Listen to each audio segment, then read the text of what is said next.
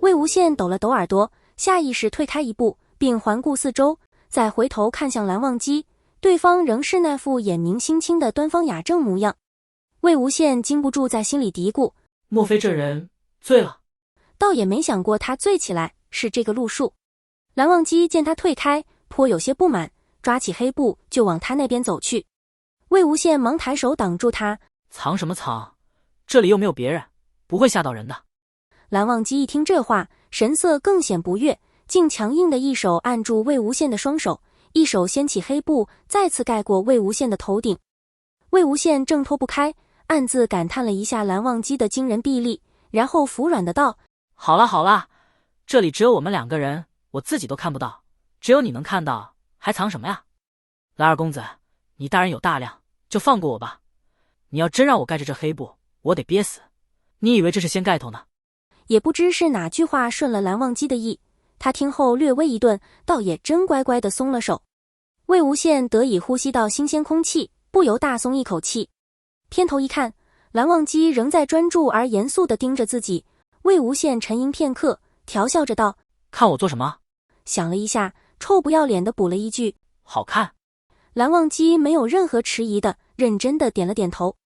魏无羡的脸部表情僵了一下，他背过身去，揉了揉脸，抖着肩膀，竭力不让哈哈哈哈的笑声溢出来。太好玩了，没想到这蓝湛喝醉了这么实诚，可千万别醒得那么快，好让我多玩一会儿。然后他又笑眯眯地回过身来，扯了扯自己的耳朵，眨了眨眼睛。那你想不想摸啊？蓝忘机笃定地点了头。没等魏无羡笑出声，蓝忘机便走近了，抬手按住了他的肩膀往下压，然后微微仰着头往上凑。这个突如其来的举动让魏无羡呼吸一滞，愣是没反应过来蓝忘机究竟想干什么。直至蓝忘机凑近了他的耳朵，他都有点懵。不是想摸，怎么不是用手？当距离近到能感觉到对方的气息时，魏无羡才发觉似乎有哪里不妙。正逢蓝忘机的气息冲到那虎耳上，魏无羡浑身一僵，耳边像轰的一声炸开了，整个世界都安静下来，仿佛整个胸腔骤然空落，唯有心脏跳动的回音格外清晰。魏无羡心头生出一个荒唐的想法，这蓝湛该不会是想亲我的耳朵吧？他没有多余的时间思考，蓝忘机已经贴近了他的耳朵，垂了眼睫，然后一口咬了下去。魏无羡惨叫一声，推开蓝忘机，捂着耳朵连滚带爬地远离了蓝忘机，一边鬼哭狼嚎着：蓝忘机，你是属狗的吗？一边抱着脑袋在房里滚来滚去。蓝忘机看着他这副模样，有些无措，踟蹰片刻，他走上前，拘谨地开口问道：很疼吗？不然我咬你一口试试。蓝忘机实诚地点头：可以。不知怎么的，魏无羡忽然就没了脾气，他讪讪地撇了撇嘴，使劲儿揉着耳朵。事实上，耳朵也没有自己表现出来的那么痛，蓝忘机大概也没下狠功夫咬，虽然根本不知道他为什么要咬。余光瞥见蓝忘机眼中似乎流露出些担忧的神色，魏无羡顿时又控制不住作妖的心了，便捂着耳朵做出哭唧唧的模样。好疼好疼啊！蓝湛，你平时摔伤了擦破皮了，很疼的话怎么办啊？你娘有没有说过？蓝忘机道：吹一吹。魏无羡抽了抽嘴角，上下左右仔细打量了蓝忘机一番，看到对方仍然一脸严肃，不像开玩笑，对方平时倒也不像是会开玩笑的人。魏无羡沉默片刻，发现自己竟然特别好奇蓝忘机究竟会怎样做这个动作，遂自暴自弃，笑嘻嘻道：好啊，那你吹一吹，我就不疼了。蓝忘机便真的小心地凑近他，伸手揉了揉方才被自己咬过的那只耳朵，然后像个小孩子一样在他耳边呼着气。蓝忘机的手有点凉，气息却带着人间烟火的温热。刚被靠近时，魏无羡下意识地想要躲闪，然而耳朵被抚上后，他便如即将暴起的小兽，突然泄气一般安静下来，眨了眨眼，不明所以地盯着一脸认真的蓝忘机。其实吹一吹就不痛了这种话，魏无羡是不信的，从来都只当是哄骗小孩子的话。但是当蓝忘机一边揉着他的耳朵，一边吹着气时，他莫名其妙地想，这种话说不定有时候是真的。次日，魏无羡拖着下巴看着蓝忘机收拾行装。我大概可以明白你们家为什么敬酒了？我是真没想到，你喝醉了之后这么奔放。蓝忘机手上动作顿了顿，无语地瞥了他一眼，有些不安的道：我做了什么？魏无羡道：你咬了我的耳朵，痛死了。蓝忘机道：你自找的。两人收拾好东西，结了账，便一同离开。临行前，魏无羡还往怀里揣了2个加蛋黄的猪肉馅包子，蓝忘机看在眼里，颇为无奈地摇了摇头。这次他们挑了条偏僻的小路，一路上没遇到什么人，但就是花费的时间比走大路要多了些。待出了城，踏上经雨润湿的泥泞山路，日光已斜过枝梢，正逐渐暗淡下去。他们来到了前些日子翻到那窝虎崽的地方，那是一棵粗壮的参天古木，青盖亭亭，无声自微，其下端是一个恰好能让一少年人钻过的树洞。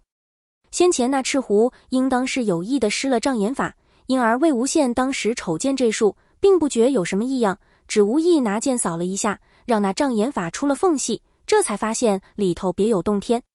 而如今赤狐显然已经携了那窝虎崽迁至别处，古墓附近没有任何用以掩人耳目的树势，只像被剖空了一般，显露出那个又大又空的洞，且树干枝叶已隐隐有颓败之意。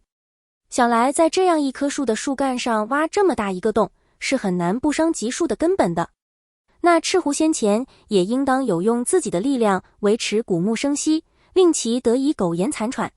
如今他已迁走，自然也不需要再把自己的力量用到这古木上。魏无羡探头往树洞里看了一眼，只觉黑漆漆的，什么也看不到。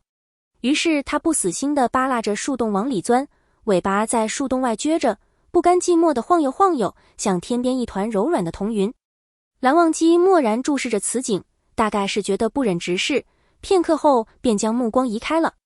神思在外之际，魏无羡忽然哎呀一声，将蓝忘机的思绪扯了回来。他下意识望过去，怎么？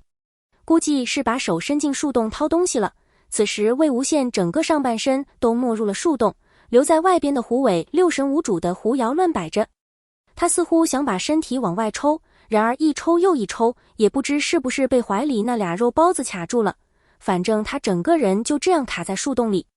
随后蓝忘机便听见魏无羡有点尴尬的闷声道：那啥，蓝湛，你帮忙拉一下，我好像卡住了。蓝忘机走上前，踟蹰片刻，却是不敢贸然动手，只得问道：需要我做什么？魏无羡忙不迭指点道：你就抱着我的腰，把我往外拖就好了。蓝忘机一言上前，微微俯身试图去抱魏无羡，然后猝不及防的被对方的狐尾扫了一脸。把尾巴收好。魏无羡哦了一声，倒也真乖乖的把尾巴放了下来，随意的软塌塌的搭在腰上。蓝忘机俯身去抱他的时候，脸还是不可避免的蹭到了他的尾巴，但此时的感觉跟方才被尾巴猛地一扫的酥痒感又有些不一样，这回感觉就像贴在了丝绸上，软软滑滑的，绵柔而不黏腻，如同坠入温软的花海。魏无羡重见天日后，第一件事就是得意地向蓝忘机炫耀自己在树洞里掏到的东西，丝毫没有留意到对方泛红的耳根。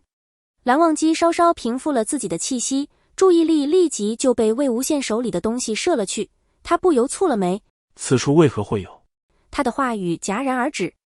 魏无羡与他心照不宣地对视一眼，慢腾腾地展开了手里那揉成一团的符纸，粗略扫了一眼，便道：是明火符。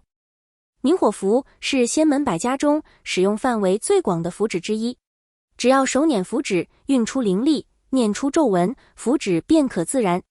这类明火用以照明并不方便，但若要驱鬼驱邪、驱散野兽，它比普通人家以普通方式点出来的火效果更强。魏无羡道：赤狐肯定是不会用，也用不上这个的。这张符出现在此处，必然是有人先于我们来过，说不定那赤狐携着虎崽牵走，根本不是因为我们。有人捷足先登，会是谁？魏无羡习惯性地用指尖轻挠下巴，飞快地在脑海中逐一排查，不消片刻便想到了一种可能。岐山温氏这些年一直有调派人手在外秘密搜查寻获妖兽。